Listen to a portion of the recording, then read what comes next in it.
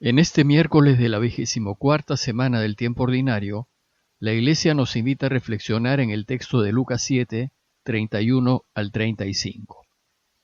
Pero hoy, 16 de septiembre, la Iglesia también celebra la memoria de los santos mártires Cornelio y Cipriano. Sucedió que a mediados del siglo III hubo un intento de los emperadores romanos, entre ellos Decio y Valeriano, de restablecer el culto al emperador y el culto a los dioses romanos, con el fin de fortalecer su poder. En consecuencia, ordenaron persecuciones contra todos aquellos que se oponían a los deseos imperiales, quitándoles sus bienes e incluso sus vidas. Muchos cristianos no quisieron rendir culto al emperador y lo perdieron todo, pero algunos, por salvar sus vidas, sí lo hicieron.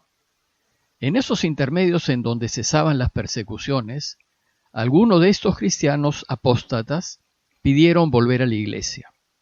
Cornelio, que era papa en aquel entonces, estuvo dispuesto a perdonarlos, apoyándose en el poder de perdonar pecados que Jesús había otorgado a su iglesia. Pero otras autoridades de la iglesia se opusieron, alegando que rendir culto al emperador por salvar sus vidas era algo imperdonable. Cipriano, que en ese tiempo era obispo de Cartago, tal vez la mente más brillante que tuvo la iglesia antes de San Agustín, apoyó decididamente al Papa Cornelio, alegando que la iglesia sí puede perdonar todo pecado porque así lo dispuso el Señor. Luego, también puede perdonar el pecado de apostasía. Cuando arreció la persecución romana, el Papa Cornelio se negó a acceder a los deseos del emperador y fue desterrado y después martirizado. Unos años más tarde, en la persecución decretada por el emperador Valeriano, el obispo Cipriano, que tampoco quiso adorar al emperador y a los dioses romanos, fue decapitado. El día de hoy la Iglesia recuerda el valor de estos dos grandes hombres que fueron capaces de dar sus vidas por honrar solo al único Dios verdadero. Retomemos ahora nuestra lectura continuada del Evangelio de Lucas. Les leo el texto de hoy, que es el de Lucas 7, 31 al 35. En aquel tiempo dijo el Señor: ¿A quién se parecen los hombres de esta generación? ¿A quién los compararemos? Se parecen a unos niños sentados en la plaza que gritan a otros: tocamos la flauta y no bailaron, cantamos canciones tristes y no lloraron. Vino Juan el Bautista, que ni comía ni bebía, y dijeron que tenía un demonio. Ahora viene el Hijo del Hombre, que come y bebe, y dicen: miren qué comilón y qué borracho, amigo de publicanos y pecadores. Sin embargo, los discípulos de la sabiduría le han dado la razón. Para mejor entender este texto, ayuda mucho entender el contexto. ¿Qué es lo que había pasado? Vimos al terminar la lectura de ayer que la gente de Naín y los que estaban acompañando a Jesús se habían quedado totalmente asombrados ante la resurrección del hijo único de la viuda de Naín.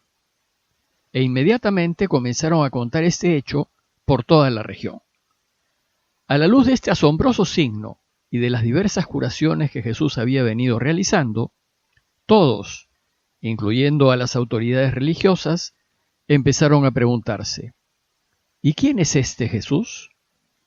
La gente de Naín lo había aclamado como un gran profeta, pero ¿será profeta? Otros se preguntaban si no sería este el Mesías que todos han estado esperando, pero tenían serias dudas, porque Jesús no tenía ni dinero, ni poder, ni ejércitos. Y sin esto, ¿cómo podría liberar a Israel de los invasores romanos?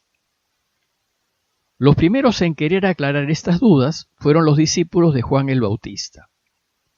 Ya Juan, antes de que lo metan a la cárcel, había estado anunciando que él era solo el mensajero y que su misión era prepararle el camino al Mesías. Y entonces los discípulos de Juan le van a preguntar: ¿eres tú quien tiene que venir o debemos esperar a otro? Jesús no les responde directamente, pero sí hace algunas curaciones delante de ellos. Esto nos recuerda su discurso inaugural en la sinagoga de Nazaret, cuando Jesús anunció que se cumplía hoy la profecía de Isaías, que anunciaba la venida del Mesías. Él me envió, dice el texto, a llevar la buena noticia a los pobres, a anunciar la liberación a los cautivos y la vista a los ciegos, a dar la libertad a los oprimidos y proclamar un año de gracia del Señor. Para los discípulos del Bautista, quedó pues claro que Jesús era el Mesías esperado. Pero las autoridades religiosas que habían condenado al Bautista no lo creían así. Resulta que los escribas y fariseos rechazaron el anuncio de Juan y no aceptaron su bautismo. No lo consideraban profeta, a pesar de que el pueblo sí lo tenía por profeta. Y entonces, a la luz de la incredulidad de los escribas y fariseos, Lucas nos narra el relato de hoy. El relato empieza con una pregunta de Jesús, que da pie a una crítica a la postura de los fariseos y los maestros de la ley. ¿A quién se parecen los hombres de esta generación? ¿A quién los compararemos? Por los hombres de esta generación, Jesús se refiere a los escribas y fariseos, que eran quienes guiaban el pensar de la gente en asuntos religiosos. Ellos son los responsables, los hombres de esta generación. Y los va a comparar con los niños que solían reunirse en las plazas de los pueblitos de Galilea. Y dice, se parecen a unos niños sentados en la plaza que gritan a otros, tocamos la flauta y no bailaron, cantamos canciones tristes y no lloraron. Esta es la imagen de un grupo de niños que están aburridos y que no deciden qué hacer. Unos proponen una cosa y los otros no quieren. Y los otros proponen otra cosa y los primeros no quieren. Nada los satisface. Y con esa imagen Jesús hace referencia a la postura de los líderes religiosos de Israel, que se opusieron a Juan y que ahora se oponen a Jesús. Ellos no aceptan ni a uno ni al otro. A ellos nada los satisface. Y Jesús continúa con su crítica y les aclara la imagen. Vino Juan el Bautista, que ni comía ni bebía, y ustedes dijeron que tenía un demonio dentro. Y ahora viene el Hijo del Hombre, que sí come y sí bebe, y dicen ustedes, mira qué comelón y qué borracho, amigo de publicanos y pecadores. Lo extraordinario de esta crítica que hace Jesús es que nos ilumina muchísimo acerca de cómo era Él. Mientras que Juan el Bautista parece que era un hombre más bien austero, de ayuno frecuente y probablemente solitario, tal vez acostumbrado a su experiencia en el desierto, Jesús en cambio era todo lo contrario. Sus enemigos lo acusan de comelón y borracho. Se trata de una acusación muy seria, que debería escandalizar a muchos. Esta crítica se la hacían porque por su forma de proceder no parecía ser un hombre de Dios. Probablemente, a diferencia del Bautista, Jesús debió ser una persona sumamente sociable, amiguera, agradable, cariñosa, cercana, sensible, entretenida. Debió dar ganas de estar con él, de invitarlo, de pasar un buen rato juntos. Y a diferencia de Juan, parece que a Jesús le gustaba estar con la gente. Muchas veces los evangelios nos lo presentan comiendo en casa de alguien, ya sea en casa de algún fariseo o en casa de un pecador, y lo acusan de ser amigo de estos. Lo acusan de disfrutar de la vida con una buena comida y un buen vino, rodeado de gente a quienes busca hacerles la vida feliz. No en vano convirtió 6 tinajas de agua de 100 litros cada una, es decir, 600 litros de un vino excelente. Es decir, a Jesús le gustaba celebrar y alegrarse, pues a Dios Padre le gusta la celebración.